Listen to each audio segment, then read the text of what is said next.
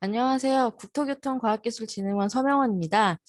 오늘 국토교통기술사업화 전략 및 성공 사례 소개를 드릴 거고요. 사업화 전략 강의는 사실 이제 여러 군데서 많이 진행을 하고 있는데 저희가 이제 국토교통 기술에 좀 특화해서 오늘 강의 시간을 좀 마련했습니다. 예, 오늘 순서입니다.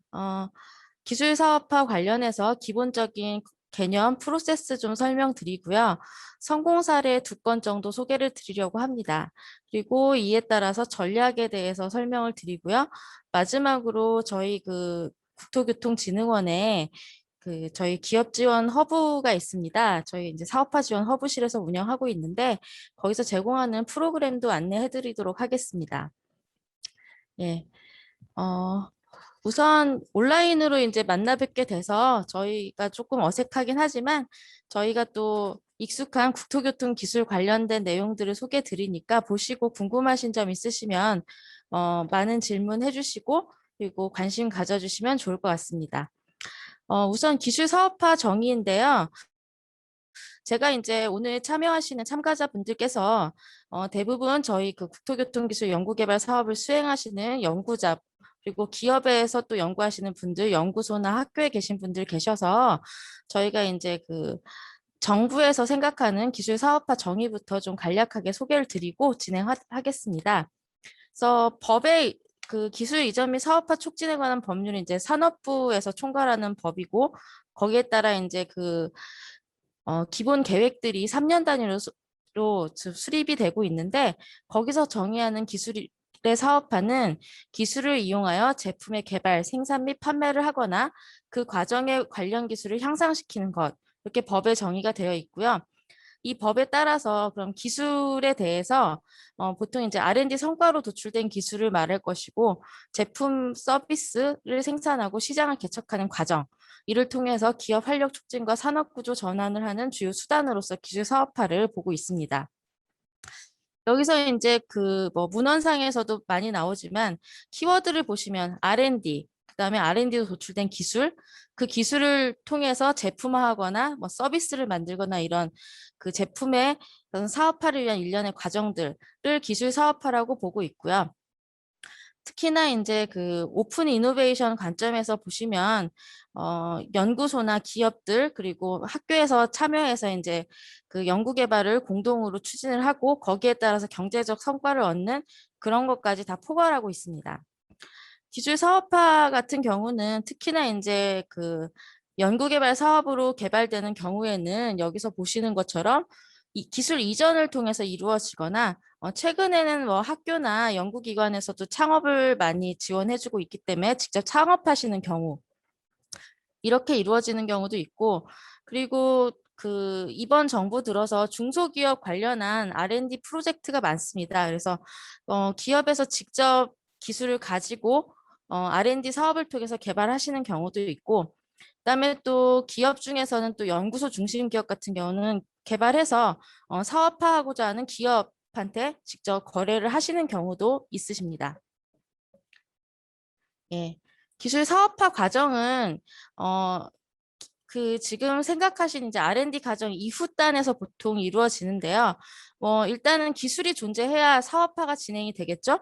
그래서 이전을 받거나 아니면은 뭐 다른 형태로 이제 뭐 공동 개발을 했거나 자체 개발을 했거나 이런 기술이 존재를 하게 되면 여기에서부터 시작이 됩니다. 그래서 사업화를 위한 인력이나 자금이 필요하고 거기에 대한 인프라가 구성이 되면 사업화 계획을 수립하게 됩니다. 아랫단에서 보시면 BM이나 이런 것들이 개발도 이루어지는데 BM 같은 경우는 다음 시간에 설명을 드릴 거니까 저희가 여기서는 간략하게 넘어가도록 하겠습니다.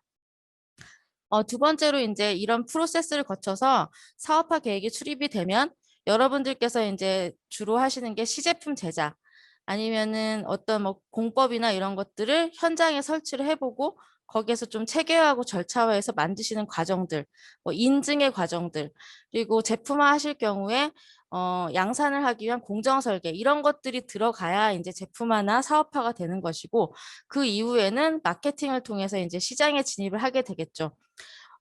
국가에서 지원하는 부분들은 보통 이제 최근 들어서는 TRL 8단계, 그러니까 뭐 양산까지 해서 출시 전까지의 단계까지 지원하고 있지만 마케팅의 과정은 R&D 자금이 아니라 뭐 별도의 이제 지원 프로그램 아니면 기업이 직접 하셔야 되는 영역으로 두고 있습니다. 예. 그러면 지금 이제 헷갈리실 수 있습니다. 기술 사업화를 할 때도 개발이 필요하고 기술 개발을 할 때도 이제 그러면 이 차이는 무엇일까? 제가 요 장표에서 조금 설명을 드리겠습니다. 기술 그 연구개발 과제를 하실 때 대부분 이제 조금 대형 프로젝트 같은 경우는 기술 기획이라는 걸 하시게 됩니다.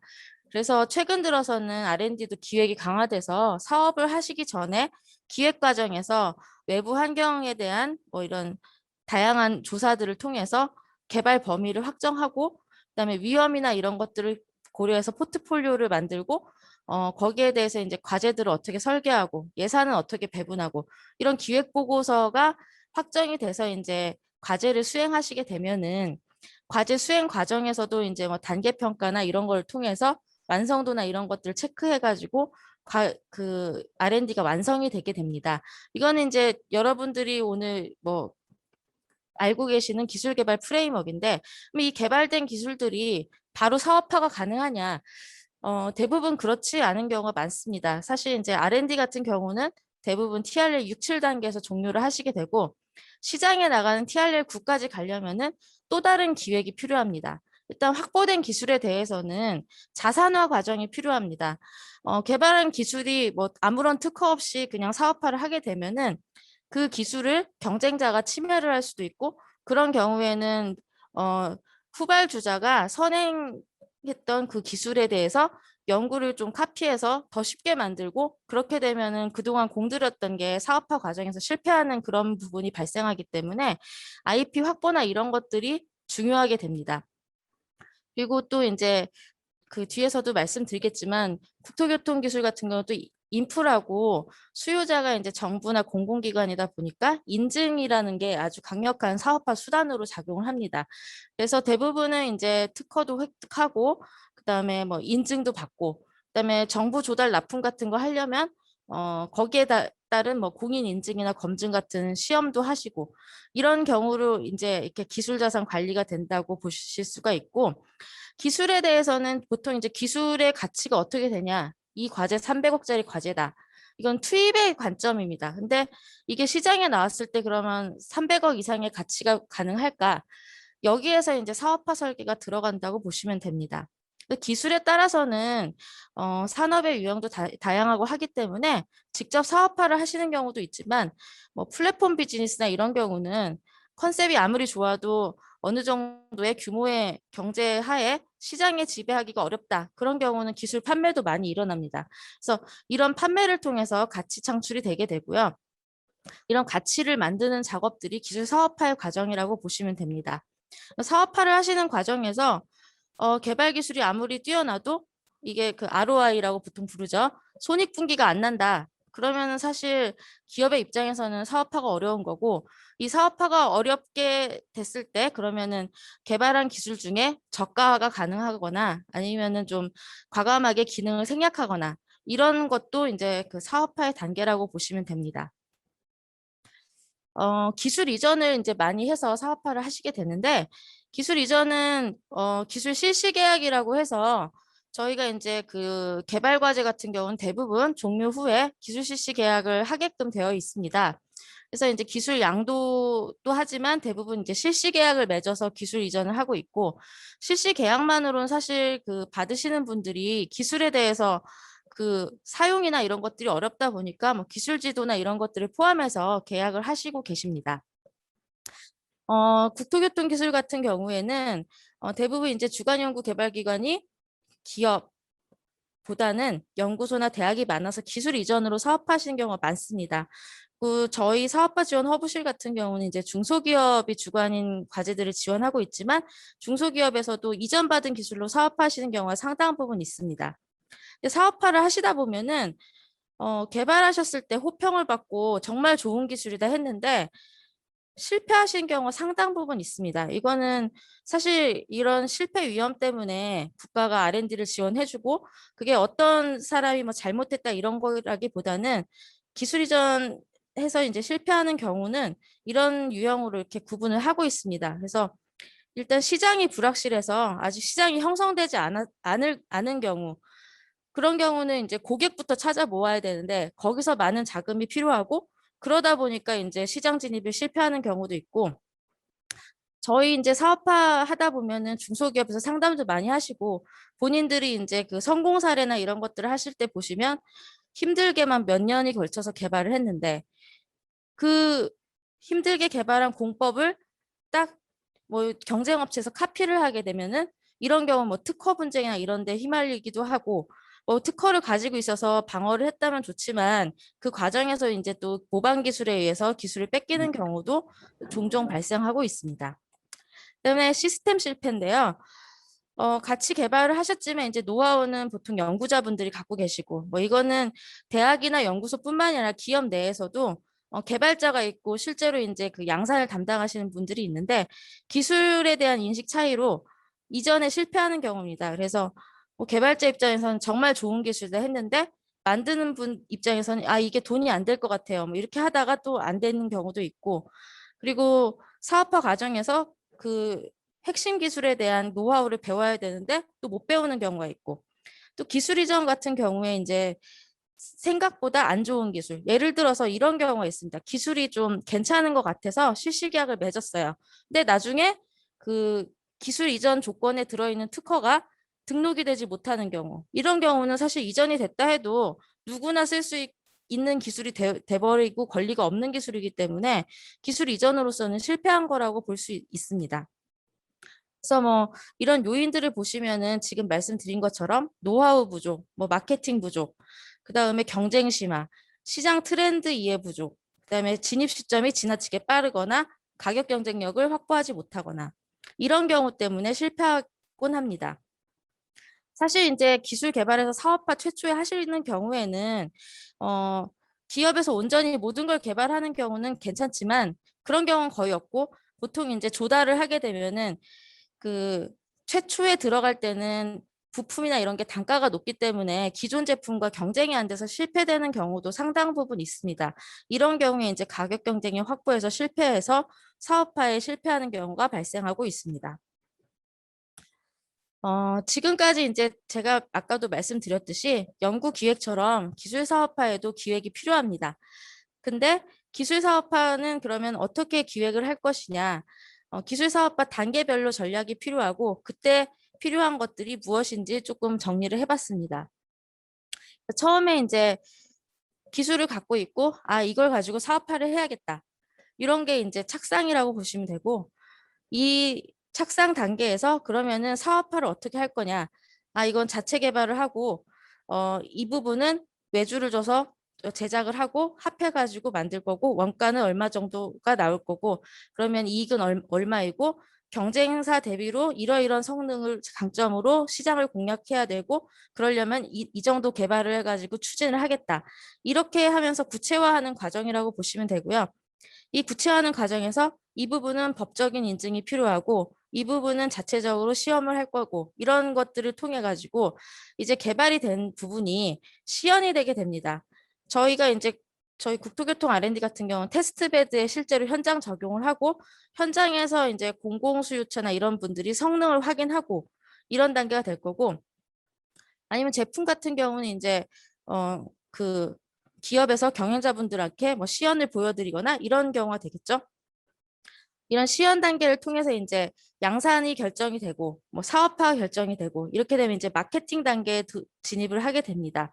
그래서 마케팅을 통해 가지고 뭐 초기 사용자들한테는 피드백을 하면서 조금씩 개선을 하고 시장 진입 전략을 수립해서 안정이 됐다. 이렇게 되면 이제 기업에서 매출이 어느 정도 발생을 하고 기업이 이제 안정화돼 가지고 사업한 조직들이 먹고 살 수 있는 기반이 되겠죠.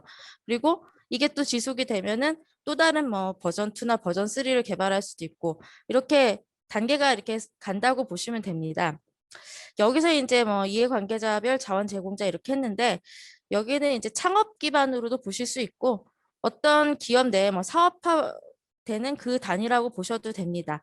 그래서 보시면은 사실 이제 그 타부처 같은 경우에 보통 이제 이 단계를 보통 이제 한 7년 정도 되면 안정이 되고 한 13년 정도 되면 엑시트가 가능한 기업이 정착하는 단계로 해서 뭐 M&A나 IPO까지 이런 단계로 지원을 하고 있는데 저희 같은 경우는 보시면은 국토교통 기술이 특징이 이제 많은 그 대기업부터 중소기업까지 이런 위계적으로 이렇게 구성된 생태계고 그다음에 중소기업에 제공할 수 있는 기술 영역이 있고 대기업은 대기업대로 영역이 있습니다. 그래서 뭐 예를 들어서 IT 같이 뭐 지배적 사업자가 뭐 서너 개가 지배를 하고 있고 거기에 뭐 팔리거나 매각되거나 아니면 새로운 기업으로 부상하거나 이렇다기보다는 중소기업은 중소기업대로 사업화에 성공하기 때문에 사실 그렇게 보시는 관점에서 사실 이제 민간의 창업 자금이 들어오기가 어려운 부분도 많습니다. 전통적인 건설 같은 경우는.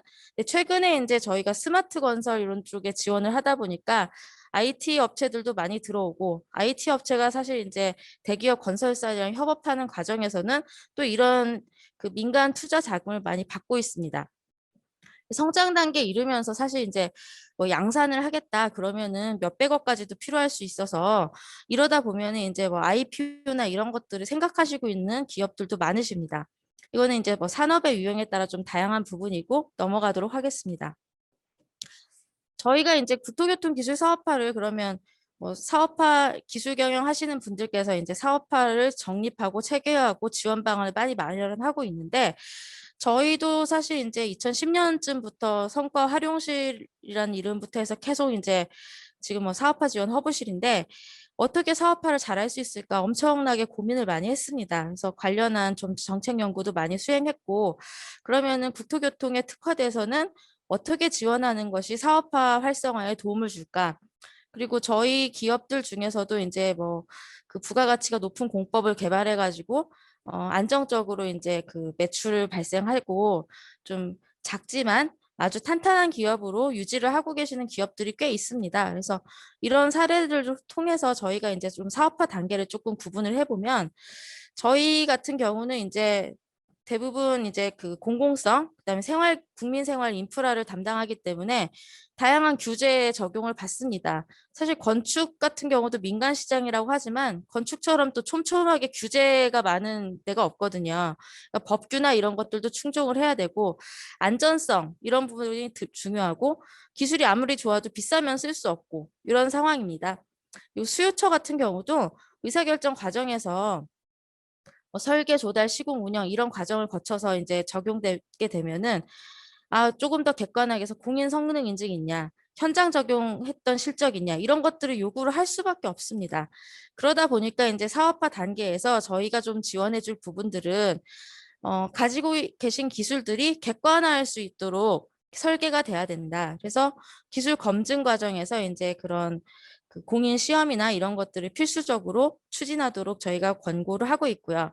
그다음에 현장 시험이나 검증 필수입니다. 그래서 뭐 테스트베드 제공이나 이런 것들에 대한 연계도 지금 하고 있고, 그다음에 신기술 지정 이런 것들도 사실은 사실 건설 공법 같은 경우는 거의 성과물에 필수적으로 있으셔야 사업화에 성공하시는 상황이고 이런 것들이 근데 생각보다는 오래 걸리고 많은 돈이 필요한 거죠. 타부처 R&D 같은 경우는 기술 사업할 때 뭐 2억 정도 내외로 지원하는데 저희 같은 경우는 올해 공부할 때도 13억 정도 해서 저희가 한 이유가 현장도 적용하셔야 되고 신기술도 받으셔야 되고 신기술 받으려면 뭐 특허도 있어야 되고 공인 성능 시험 하려면은 없던 기술이기 때문에 시험 절차부터 만들어야 돼서 또 몇 억 드시고 이런 것들이 생각보다 오랜 기간이 소요되고 여기서 이제 그 어느 정도 객관화가 된 기술이 되게 되면은 마케팅 과정이 들어가는데 사실 또 보수적이기 때문에 마케팅도 엄청나게 또 시간이 많이 걸리십니다. 그래서 이런 마케팅을 통해 가지고 시장에 들어가게 되면 사실 이제 건설 신기술이나 이런 경우에 이제 기간이 길고 그러다 보니까 안정적으로 이제 그 사업화가 성공했다고 보지만 여기까지 과정이 엄청 어렵다는 거죠. 그래서 저희가 이제 이런 관점에서 보면은 훨씬 더 길고 깊은 주궁의 계곡이다. 대부분 인증이나 트랙 레코드 이런 걸 요구하고 있지만 사실은 현장도 못 찾으시고 중소기업 입장에서는 그리고 현장을 찾으시기도 힘들지만 또 이제 그 뭐 시험 절차나 이런 체계를 만들기에는 회사 자체적인 인력도 부족하고 그러다 보니까 많이 실패를 하시고 계시고 그래서 저희가 이제 기술사업화 R&D를 지원을 하고 있는 이유도 이런 부분들이 사실 이제 입증이 됐기 때문입니다. 예. 그리고 그래서 그리고 이제 저희 같은 경우에 이제 전통적인 기술 같은 경우는 뭐 벤처 캐피탈 이런 데서 사실 투자하기가 힘듭니다. 왜냐하면 벤처 캐피탈에서 투자를 하는 거는 기업이 성공을 해서 어느 정도 규모가 커지면 또 다른 사람한테 매각을 통해서 수익을 얻는데 사실 기업이 이렇게 커지기가 쉽지 않은 구조고 시장도 성장에 좀 전통적인 산업이다 보니까 한계가 있고 그래서 이제 자금 흐름도 원활하지 않고 그러다 보니까 사업화가 훨씬 더 어려운 시장이라고 저희는 보고 있었습니다. 이렇게 정리를 하면은 목적이나 수요자, 수행 주체 면에서 공공기술의 성격이 강하고 뭐 생활 기반 인프라나 시설물 같은 공공 목적에 활용되는 게 많고 그다음에 성장 정체로 한정된 수요, 낮은 투자 매력도 그리고 최근에 이제 융복합 기술이 도입이 돼서 뭐 스마트 건설, 스마트 시티 이런 게 많지만 또 보시면은 기존의 이제 전통적인 사업이랑 너무 다르기 때문에 이해관계도 많이 상충이 되고요. 기존 사업자랑 새로 진입하는 분들하고도 그다음에 규제 장벽에 대해서도 엄청 높고 그래서 이제 그 마지막 시간에 스마트 시티 규제 샌드박스도 이런 관점에서 이제 생겼고 예, 올해부터 이제 많이 확대된다고 들었습니다. 그래서 이런 부분들을 저희가 좀 고민을 많이 해왔습니다.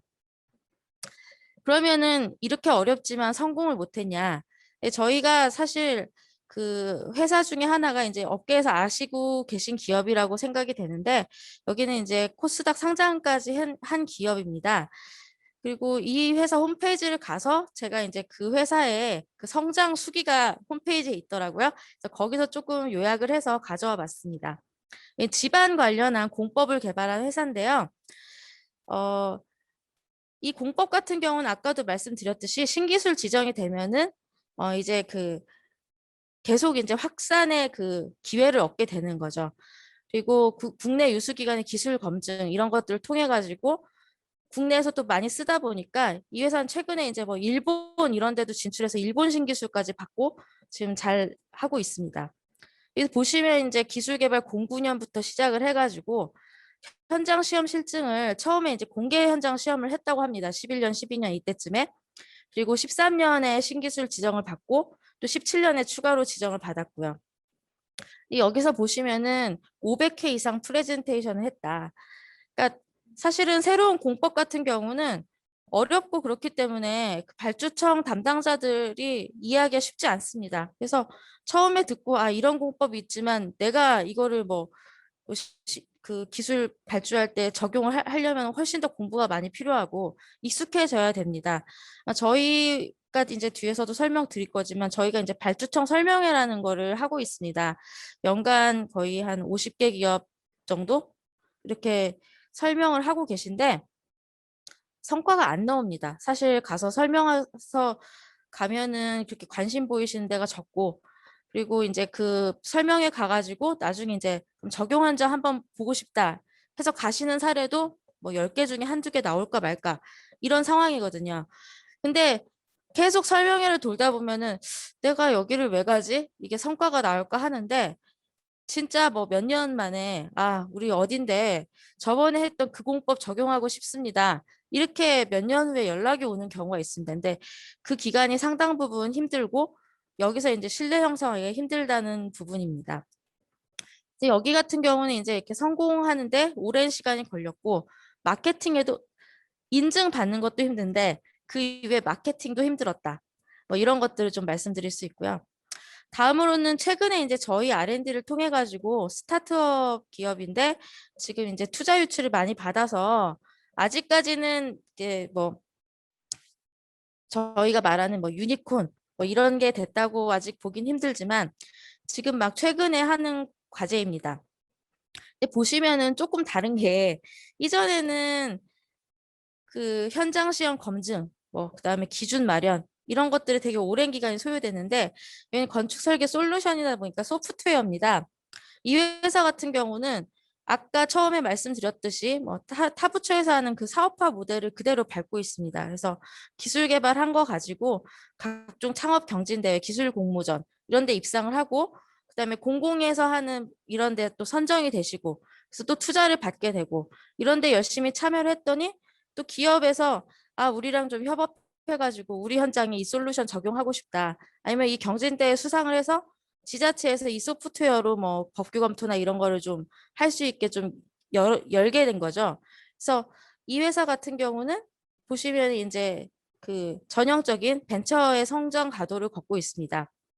그래서 사실은 저희가 이제 말씀드리고 싶은 거는 뭐 기술 사업화 하면은 그냥 책 딱 보시면 돈이 필요하면 VC를 찾아가야 되고 VC를 찾아가서 IR은 어떻게 해야 되고 사실 그게 어떤 기업한테 맞지만 또 어떤 기업은 그렇게 찾아가도 아무도 안 들어주는 경우도 있거든요. 그래서 이거는 본인이 속한 산업이 어디고 본인이 시장이 어디고 어떤 걸 가져갈 것이냐. 앞에처럼 이런 기술력 확보를 위해서 차근차근 밟아가고 테스트베드 확보해가지고 할 것이냐. 아니면은 여기처럼 이런 건축 설계 솔루션 같이 소프트웨어 기술 가지고 이제 많이 그런 그 각종 대회 수상하고 이러면서 기술력을 입증받고 마케팅으로 가면서 VC에 투자를 받을 것이냐. 이거는 이제 본인의 사업이 어떠냐에 따라서 선택할 수 있는 거죠. 그래서 그럼에도 불구하고 공통적인 게 있습니다. 성공 요인인데요. 목표 설정, 잘 짜여진 기획, 시장. 기술이 아무리 좋아도 사실 그 전략이 좀 어렵거나 그다음에 시장이 원하는 게 아니면 진입하기 힘듭니다. 저희 같은 경우에 이제 IR 설명회 하다 보면은 어떤 분들은 이제 PPT를 딱 봐도 이 기술 되겠다. 투자하고 싶어요. 이런 게 있는데 어떤 경우 아니면 사용하고 싶어요. 그러는데 기술이 좋은 것 같은데 도저히 모르겠어요. 그래서 저희가 이제 그 사전에 컨설팅을 해드립니다. 그래서 이거 좀 이렇게 좀 쉽게 바꿔주시면 안 됩니까? 안 됩니다. 제 기술을 이렇게 쉽게 바꾸면 제 기술의 본질이 달라지기 때문에 그렇게 할 수 없습니다. 물론 기술의 자부심 때문에 저희도 더 이상 말씀 못 드리지만 상대방이 이해를 할 수 있냐가 되게 중요하거든요.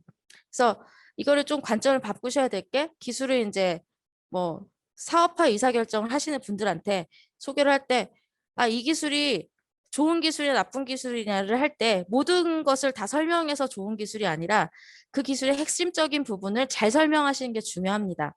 그리고 사실 이제 뭐 단점이나 이런 거 죽인다 하더라도 나중에 사업화 과정에서 하다 보면 또 이렇게 문제점이 다 드러나게 되기 때문에 첫 번째에서 뭐 설명을 하지 않고 뭐 숨기고 그런 게 아닙니다. 일단 이해를 시키는 게 중요합니다.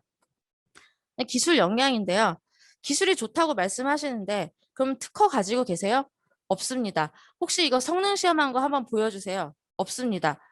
그러면 이제 사실 이게 나중에도 힘들어지시는 거죠. 사업화 할 때 이제 그런 불확실성이 제거되지 않은 상태이기 때문에 힘들고 기술 역량을 입증할 수 있는 어, 이런 것들을 갖고 계셔야 됩니다. 그리고 연구원 이런 핵심 기술 가지고 계신 연구원 중요하죠. 잘 해드려야 되고 계속 유지할 수 있는 이런 파트너십 이런 것도 중요하고요. 예. 그리고 경쟁 제품이나 기술 위 이런 것들도 있고 그다음에 신시장으로 진출할 때 보면은 저희한테 상담 오시는 분들 중에 이런 사업을 할 때 어떤 법에 적용을 받는지도 모르시는 경우가 있어요. 그리고 본인이 제품이 뭐 예를 들어서 LH에 납품해야 돼. 그러면은 어떤 어떤 인증을 받아야 되고 어떤 결과를 보여줘야 되고 이런 것들도 모르시는 경우가 있어요. 사실은 개발 단계에서 조사를 하셔야 됩니다. 예. 이런 것들을 좀 위험을 좀 감소할 필요가 있고요. 그다음에 R&D에서 자금 확보하는 것. 국가 R&D 사실 요즘 중소기업 지원하는 사업들 엄청 많습니다. 중기부에 뭐 그쪽에 들어가시면 이제 사업 정보들 많이 갖고 계시는데 R&D 사업에 일단 선정 아주 중요하죠. 안정적으로 개발을 하기 위해서. 그리고 개발하시는 과정에서 또 중소기업들 지원한다고 뭐 지재권 확보하는 그런 컨설팅 해주는데 뭐 인증해 주는데 엄청 많습니다. 많이 많이 찾아다니면서 이런 것들을 좀 많이 해주셔야 됩니다. 그리고 특히나 이제 국토교통기술 같은 경우 법규 제도에 부합을 해야 된다. 이 경우는 사실 이제 대형 프로젝트 같은 경우에 새로운 기술을 할 때, 아, 이거는 정부가 기준을 바꿔줄 거야. 이런 가정하에 개발을 하시면서 제도를 바꾸시지 않고 막 진행을 하시다가 과제 종료할 때 보면 이제 제도 때문에 못 하시는 경우가 꽤 있거든요. 사실은 아무리 대형 프로젝트라 하더라도 이제 성공을 하시려면은 과정 중에도 제도를 바꾸는 그런 활동들도 같이 해주셔야 됩니다. 저희 같은 경우 이제 연구단 과제 중에 뭐 성공한 과제들 같은 경우는 표준이나 이런 것들이 1차년도부터 표준화 계획, 기획 따로 하고 표준 담당하는 연구기관 둬서 개발하는 거랑 계속해서 뭐 민간 표준부터 해가지고 이제 뭐 KS 표준까지 반영하고 그다음에 그 기술 기준까지 가는 경우도 아주 많습니다. 그런 경우는 대부분 또 사업화에 성공을 했고, 예. 그래서 이런 것들을 꼭 확인을 하셔야 되고 계획할 때 이런 것들이 다 요소로 들어가셔야 됩니다. 예.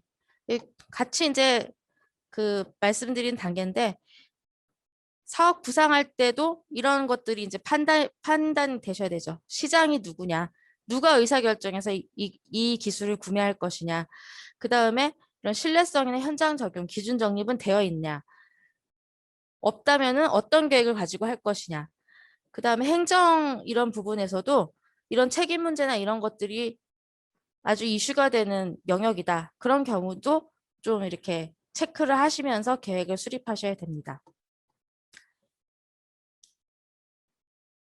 네. 제가 이제 뭐 지금 시간이 좀 제한된 관계로 마무리쯤 지금 가고 있는데요. 사업화 전략을 조금 이제 말씀을 드리면은 아까도 이제 말씀드렸듯이 이런 네 가지 관점에서 처음에 이제 사업화를 하기 위해서 내가 가진 기술, 누구에게도 뺏기지 않을 수 있는 권리를 갖고 있냐, 특허 갖고 있냐, 그 다음에 그렇지 않으면 상충되는 특허는 있냐, 이런 것들 사실 처음에 점검하셔야 되고, 인증 다 체크하셔야 되고, 그다음에 현장 적용, 이런 것들 꼭 계획 안에 넣으셔야 되는 부분 중요하고요. 이 외에도 시장, 법제도 매우 중요합니다. 그래서 이런 것들이 사업화 계획에 좀 잘 들어가야 되고요. 예, 저희가 그래서 이제 기업 지원 허브라는 홈페이지를 올 4월에 개통을 했습니다. 그래서 아까도 말씀드렸듯이 이런 거 말로는 쉬운데 나보고 이걸 다 하라면은 내가 이게 가능하냐. 사실 알 것도 많아야 되고 대부분 이제 중소기업에서 사업화하는 거를 저희가 많이 도와드리는데 기업에서 이걸 다 알고 계신 분이 내부에 있지도 않습니다. 그래서 이런 부분들은 정부에서 도와줘야 된다 해서 사실 이제 중기부에서도 엄청 많은 사업들이 있고 저희가 이제 그 진행을 하다 보니까 중기부에서 도와주는 기업 외에 저희 국토교통산업 뭐 예를 들어 건설 그다음에 뭐 철도 이런 쪽에서 하시는 분들은 그러면 거기에 좀 적용받기 어렵다. 저희 쪽에 이제 많이 지원을 받으시고 계십니다. 지금도 이제 그 기술사업과 지원 사업에 많이 참여를 하고 계시고 이런 판로나 금융 지원 이런 것도 많이 하고 있습니다. 예. 여기 홈페이지는 지금 4월에 개통이 돼서 내용이 많지는 않은데 저희가 이제 올해도 지금 조금 리뉴얼해서 더 잘 운영을 하려고 하고 있고요. 저희가 올해 이제 했던 부분 중에 그 기업 지원 홈페이지 가면은 기술 매칭 프로그램이라고 있습니다. 국토부에 예전에 이제 공공구매 협의체라는 이름으로 좀 진행을 하다가 저희가 기업 성장 지원 위원회라는 게 작년에 생겨서 국토부에 이제 지금 공공 발주처와 국토부 실국이 그 분야별로 있습니다. 그래서 여기에 이제 그 수요 조사를 한 내용들에 대해서 공공 발주처가 검토해서 일정 기준을 충족하게 되면은 테스트베드 제공이나 현장 적용을 해보는 그런 프로그램입니다. 그래서 올 6월에 저희가 이제 접수된 24건 중에 4개 기업이 테스트베드 구축이란 기술 적용을 하게 됐고요. 저희가 사실 올해 첫 번이다 보니까 어떤 분과 같은 경우는 좀 신청 대비 많이 됐고 어떤 경우는 좀 안 되신 경우도 있고 그래서 저희가 이제 계속 보완을 해나가면서 확보하기 어려운 테스트베드, 그다음에 처음 접근하기 힘든 공사나 이런 쪽에 그런 현장 적용 이런 것들을 좀 도와드리려고 하고 있습니다. 그리고 저희가 이제 발주처 설명인데요. 지금 뭐 연 20회 이상 개최한다고 했는데 사실 이제 저희가 코로나 이전에는 많게는 뭐 3, 40회까지 했었는데 코로나 때문에 저희는 지금 대부분 온라인으로 많이 하고 현장은 지금 못 가고 있는 상태인데 발주처 설명회를 하고 있습니다. 그래서 저희한테 이제 그 보시면은 SMK라고 해서 과제 끝날 때 그 기술 소개 자료를 만드시는데 그걸 가지고 이제 저희가 발주기관들한테 보이면 발주기관에서 관심 기술을 요청을 하십니다. 그러면 설명회를 가게 되고요. 이 발주처 같은 경우는 어, 지자체 공사 공단도 많고요. 그다음에 공사, 그다음에 그 국토부의 청들에서도 설명을 요구하는 경우가 많아서 저희가 이런 설명회를 진행을 하고 있습니다. 이 부분은 저희가 이제 과제 하실 때 보시면 종료 때 SMK라는 걸 제출하시는데 그 기반으로 이제 저희가 이 리스트를 이제 그 발주기관에 줘서 수요 조사를 하고 선호 기술을 받게 되면 매칭해 가지고 방문을 하게 됩니다. 그다음에 해외 기술 로드쇼인데요. 저희가 이제 코트라 쪽에서도 이제 공공부문으로 하시는 데가 있습니다. 그쪽과 협업해가지고 연 2회 했었는데 작년부터는 지금 코로나라 저희가 이제 그 온라인으로만 진행을 하고 있습니다. 여기 같은 경우도 이제 저희가 그 매년 대상 국가를 연초에 확정을 해서 참가 기업 수요 조사를 하고 있고요. 참가 기업 수요 조사는 저희 그 국토교통과학기술진흥원에 회원 가입을 하시고 메일 수신을 하시겠다고 하시면 저희가 이제 그거는 받으실 수 있습니다. 메일 수신을 거부하신 경우는 좀 저희가 못 보내드리고 있고 아니면 저희가 앞으로는 이제 아까 말씀드린 허브 홈페이지에 좀 안내를 해드리려고 하고 있습니다. 수요를 받게 되면은 바이어 매칭을 해드리고 그리고 바이어 매칭을 하게 되면 이제 영문 소개 자료나 현지어 소개 자료 필요한데 저희가 이 부분은 지원을 해드리고 있습니다. 그리고 여기에 따라서 이제 그 로드쇼 예전에 이제 현지에 가가지고 설명회를 하셨고 올해까지는 일단 코로나로 저희가 온라인으로 하고 있습니다. 보시면은 2016년부터 132개사가 참여를 했고 해외 기업은 472개사가 참여를 해서 845건의 비즈니스 상담이 있었고요. 여기서 실제로 계약이 이루어진 사례도 저희가 한 두세 개 정도 지금 모니터링 되고 있는데 이런 해외 기술 로드쇼 같은 경우도 저희가 지원을 해드리고 있습니다. 다음으로 금융입니다. 금융은 이제 필요하신 게 대출이 필요하신 경우가 있고요. 대출이나 보증. 또 이제 투자가 필요하신 경우가 있습니다. 대출 같은 경우는 제가 지금 금융협력기관 국외사라고 해서 산업은행, 하나은행, 기업은행, 신한은행, 우리종금 이런 데서 이제 대출할 수 있게 연계를 해드리고 있고요. 그다음에 저희가 이제 그 국토교통 투자도움 협의체가 작년에 발족을 했고, 그리고 이제 그 전에 이제 저희가 갖고 있는 VC 네트워크를 통해서 IR을 지원해드리고 있습니다. 그래서 IR 같은 경우 이제 기업에서 우리 기업은 이런 기업이고 이런 기술을 갖고 있습니다. 그래서 투자해 주세요 하는 자료들을 이제 IR이라고 하는데 여기에 대한 컨설팅도 지원을 해드리고 있습니다. 저희가 지금은 대출 연계 같은 경우에는 R&D 수행 경험이 있는 경우만 제한을 하고 있는데 그 이유는 사실 이제 그냥 신청하시는 경우는 저희가 이제 해당 기업이 어떤 기술을 가지고 있는지 역량이 아직 확인이 안 됐기 때문에 현재까지는 그렇게 하고 있다는 점을 말씀드리고요. 그리고 여기 보시면은 지금 뭐 기술금융 유치나 투자 유치 지금 활발하게 되고 있습니다.